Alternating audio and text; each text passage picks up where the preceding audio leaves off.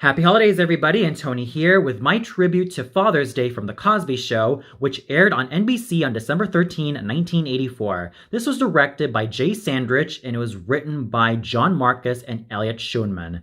I really love The Cosby Show. I look back on this show with a lot of fondness in my heart, smiles on my face, and just a lot of fun that I managed to have with The Cosby Show because of its humor, its brilliance, its strong and clever writing, and its overall wit. And I also love the interpersonal chemistry that the Huxtable family have. Whether it's with Cliff's and Claire's absolutely brilliant dynamic that's filled with romance, that's filled with intimacy, as well as the strong power play, thus demonstrating that although Cliff is the master of the house, the patriarch of the house, and the overall good man who instills good values to his children and to everybody around him, it's Claire who is just as strong and just as smart and just as brilliant as Cliff is because she takes no crap from anybody.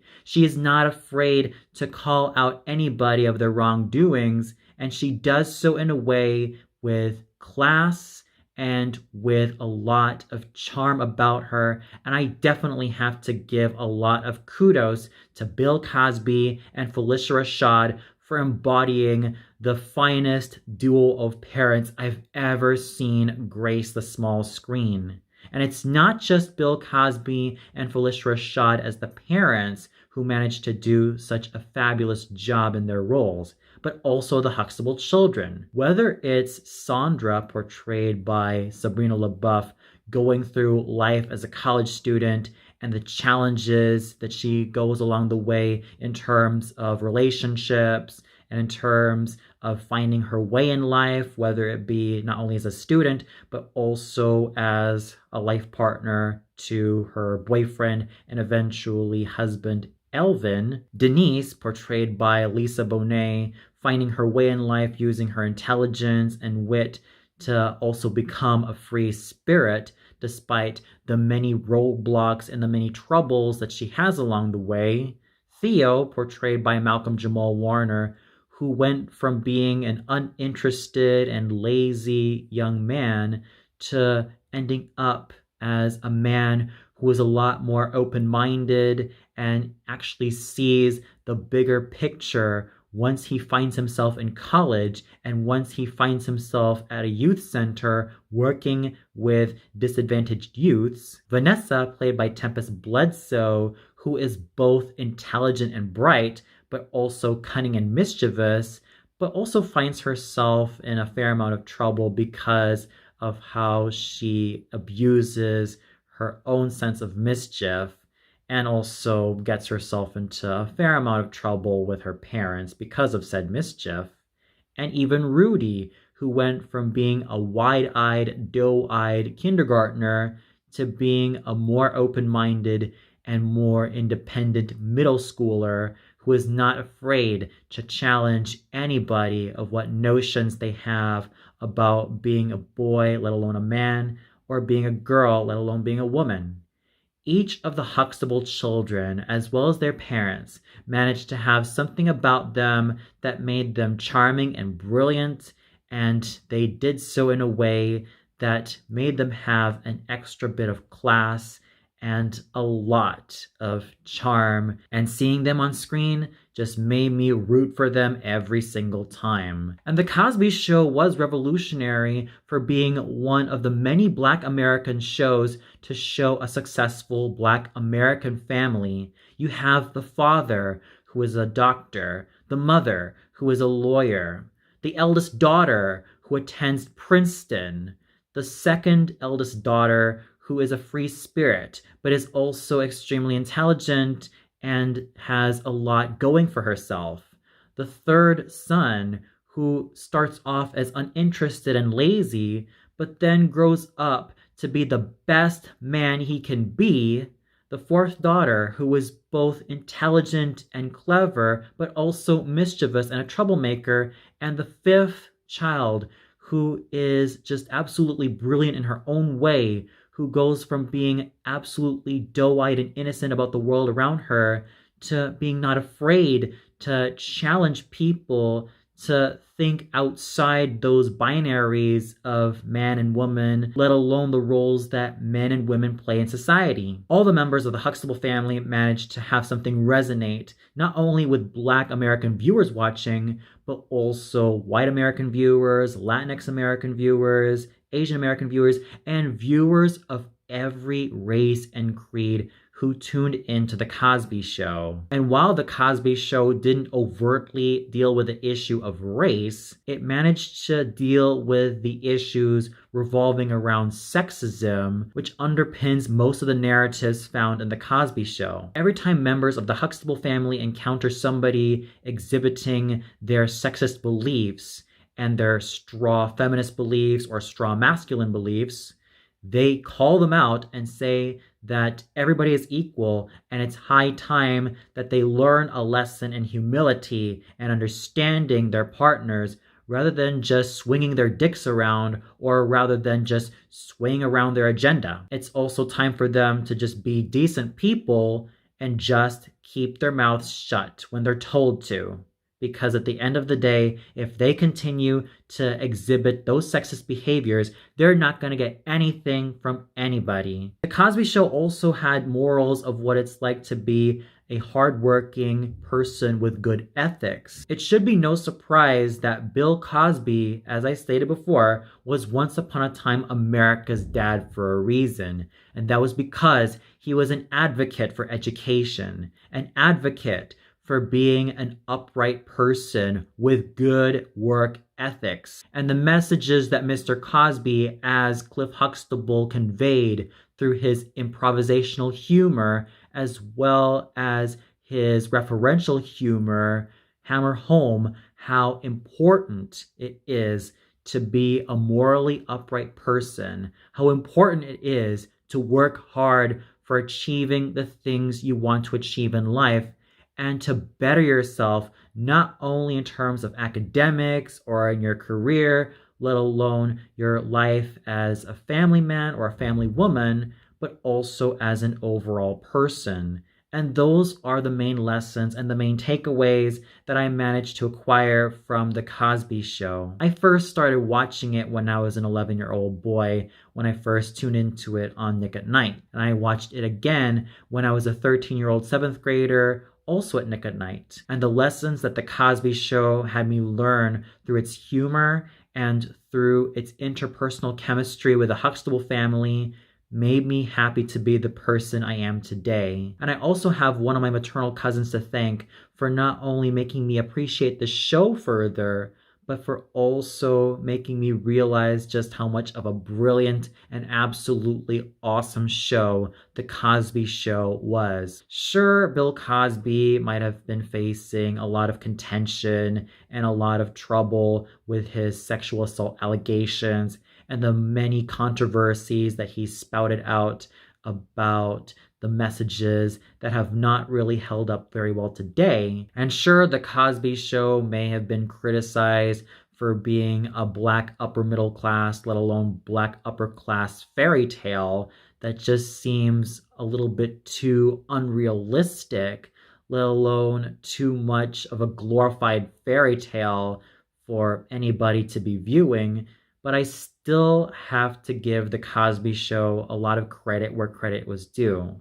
It was able to balance its use of entertainment, humor, education, and life lessons in a way that made me as the viewer thoroughly invested in all the plots, in all the stories, and a lot of the situations that the Huxtable family found themselves in, and it made me appreciate the show on a much deeper level. And not only did The Cosby Show have one Christmas special, but also 3, although the theme of Christmas isn't completely overt, but they're still entertaining nonetheless. So let's start off with Father's Day. Obviously, from the title, you could see that Cliff is already having breakfast in bed, and we get to see the power play that is about to unfold between Cliff and Claire. As soon as he spreads that gooseberry kiwi jam on his croissant, Claire wants to have a piece. But he gives her a little piece, but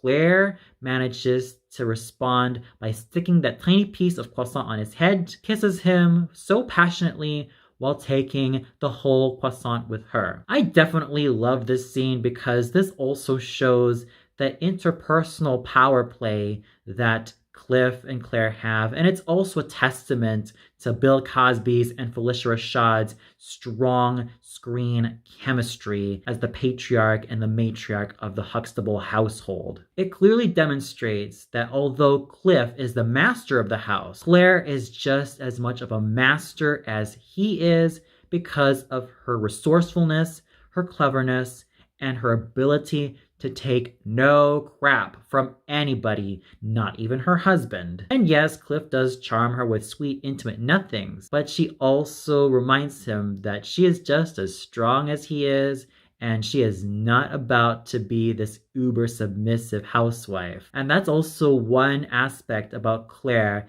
that Cliff not only admires, but respects. And there's also a cute and sweet moment between Cliff and Rudy in terms of making her go back to her room to read her favorite book before the main action unfolds. However, just as Cliff and Claire are about to continue their lovemaking, Claire notices a rip on his old pajamas. And the reason why he continues to wear those old pajamas is because he feels like the gifts that he has been given for Father's Day, despite the fact that this episode takes place 2 weeks before Christmas, are not satisfactory. His points of contention about the gifts given to him are that they're either useless or they do not resonate with him. And he demonstrates this by taking out a treasure trove of all the gifts his wife and his children have given him. Whether it's cigars that he barely touched because he's not a smoker, or even a bar of soap on the go, which would have been kind of inconvenient for him, or even the array of very tacky clothing that he ends up wearing, from a glow-in-the-dark belt to a visor to suspenders and to a whole bunch of paraphernalia that otherwise make him look ridiculous. And he demonstrates this by turning off the lights and doing a little dance for Claire to show that it's just kind of tacky of what he has on, which makes her laugh hysterically. And speaking of the children, he even goes down to the kitchen in the same garb he was in to show them that what they have given him do not resonate with him. And of course, the laughs that they ended up giving their father are justifications to show that this is what he meant. And he now has to challenge them to think about the gifts that actually are for him. And he even has a firm chat with Theo stating that one day, as the only boy in the house,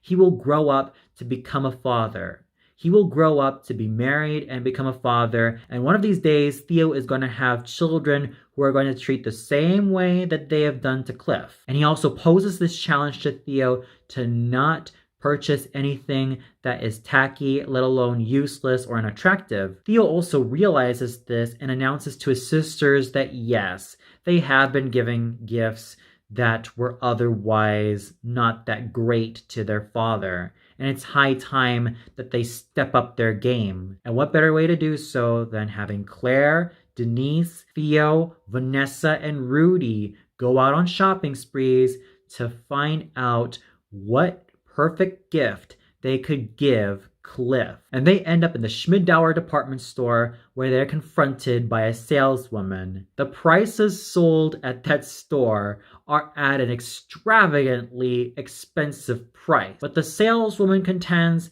that it's the Schmidauer brand. The ones that Theo has seen on television, which he constantly argues, are sold just as a single set.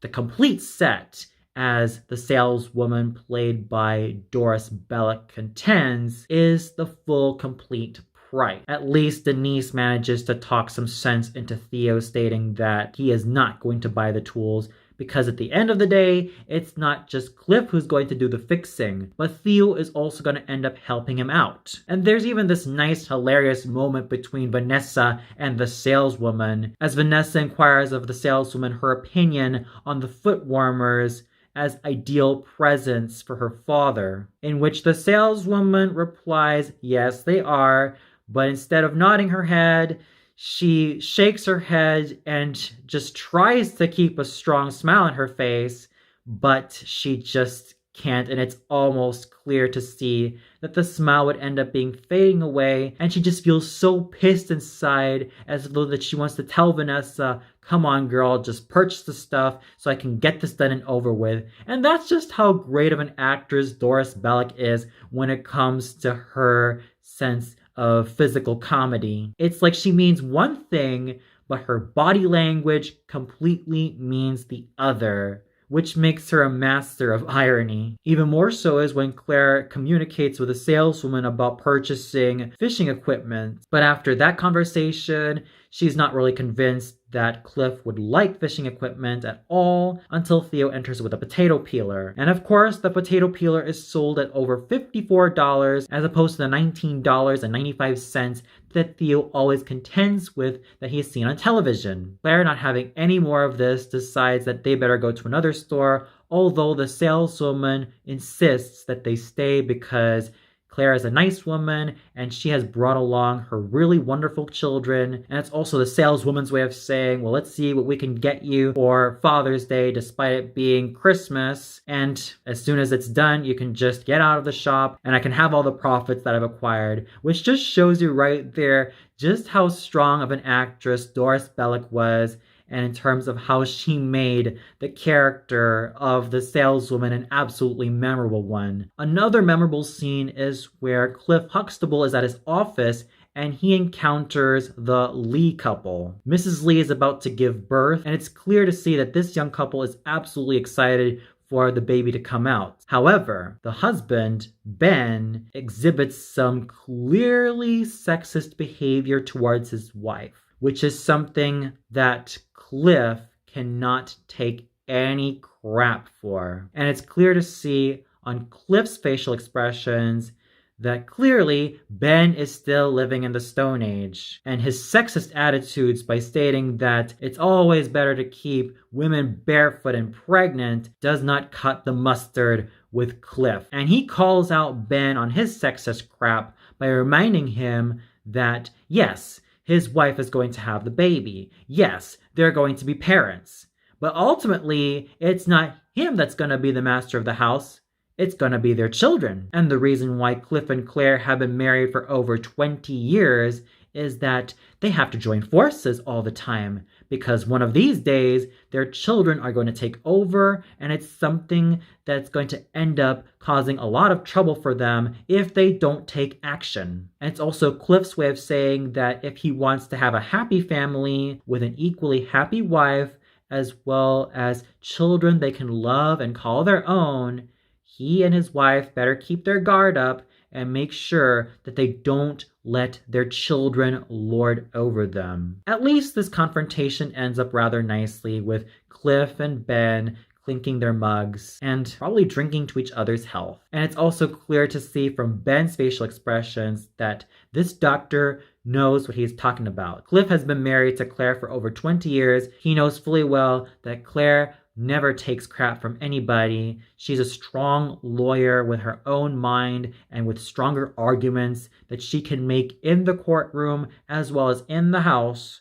And she runs as tight of a ship as Cliff does. At least that realization manages to make Ben rethink his ways, and at least the confrontation didn't end in animosity. Everything ends well with Claire and the children greeting Cliff a happy Father's Day, and each of them give gifts that are seemingly slightly better than the gifts that Cliff would usually acquire. First comes a weather rooster, because Cliff always inquires of the weather and he wants to know how cold or how warm it's gonna be. So at least the first gift was quite nice for him. Then Denise gives Cliff an electric ice cream scooper to make sure that he has perfect scoops every time. Theo gives Cliff slippers, which at first are warm fuzzy slippers, but he can also turn them inside out and use them as rubber slippers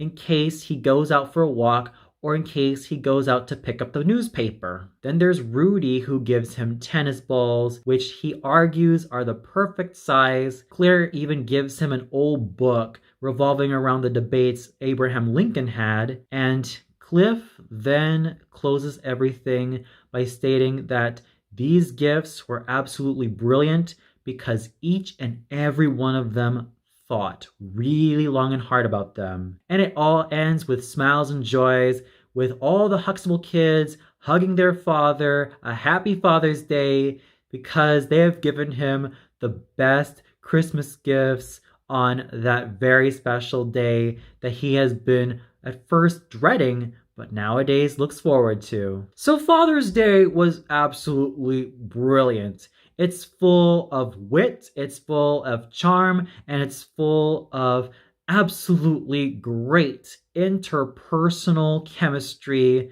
from all the members of the Huxtable family and every person that they encounter. Whether it's Claire's and Theo's and Vanessa's encounters with the saleswoman, or even Cliff's encounter with Ben and his sexist attitudes towards his wife, they were moments that had a lot of pure gold inscribed onto them, and I will definitely keep coming back to them every single time I tune into Father's Day.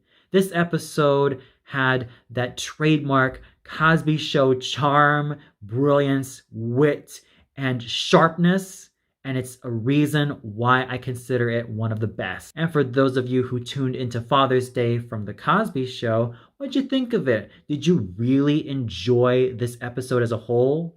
Was there a particularly favorite moment you had, whether it's the Schmidauer shop scene or Cliff calling out Ben and his sexist ways? Or was the episode not to your liking? Comment below and let me know. Well, that's it for my tribute to Father's Day from The Cosby Show. Tune in much later for my second tribute to the second Cosby Show holiday episode. So until then, happy holidays, everybody!